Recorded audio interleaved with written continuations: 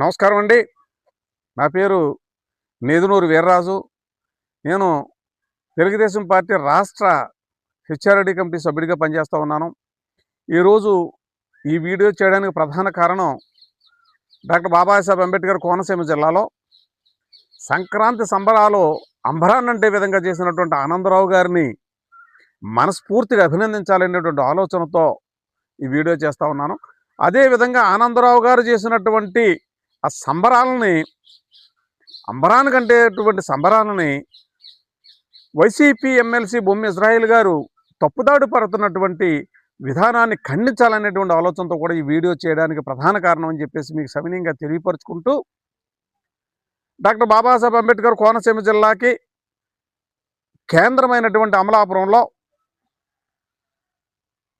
సంక్రాంతి సంబరాలు అంగరంగ వైభవంగా బ్రహ్మాండంగా జరిపించినటువంటి ఆనందరావు గారు